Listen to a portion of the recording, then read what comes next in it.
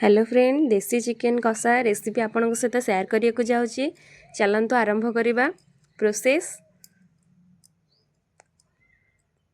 देखंतु चिकेन तापाई मु किछि चिकेन नेछि ताको धोई की भलो भाबे रखि देछि। कटा आलू,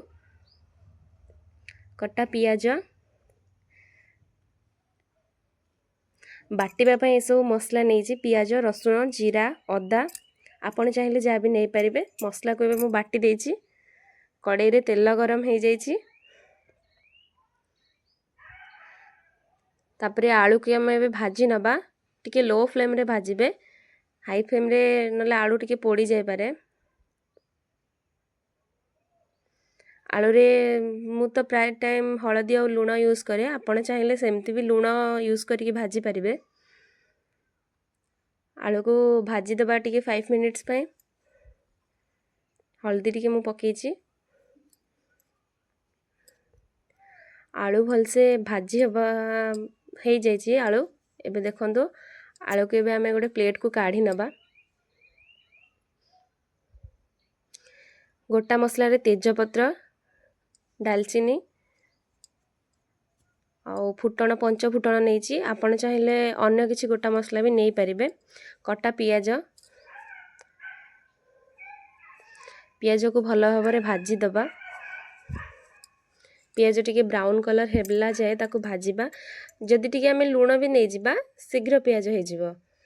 आपण चाहिए न नहीं भी पारिबे।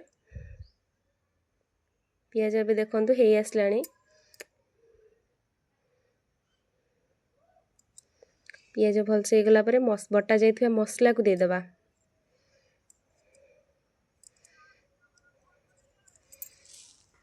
मसला को टिके मिक्स कर दबा पियाज भाजा सहित। मसला भल रे मिक्स हे आसिले मसला भल रे मिक्स हो जाइछि। अल्प किछि पानी दे दबा मसला सिझिबा पई। किछि लूण,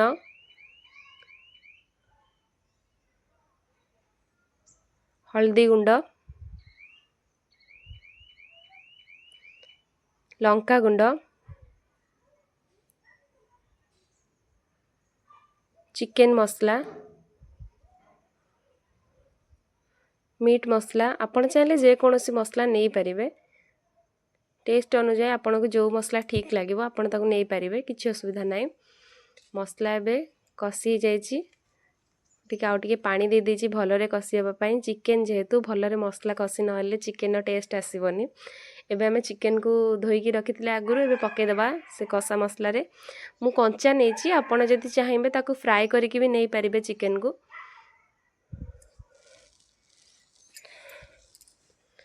चिकेन को भलो भाबे ता धरे गोळे दबा। एबे भजा जाइथिबा आलू को पके देछि। चिकेन आ आलू को भलो भाबे कसीबा। टिके लूण पके दबा, चिकेन नले अलणा लागिवो। भलो भाबरे कसी होला बळे ताको टिके ढांकी दबा थाली रे। देखंतु एबे टिके चिकेन नु तेल बाहरी आछि, माने भल से कसी हे जाइछि। जेते भलो रे कसी परिबा हमें मसला को। एबे देखंतु चिकेन पूरा कसी हे जाइछि। चिकेन कषा एबे रेडी। देखंतु चिकेन ना प्लेट केते सुंदर लागुछि।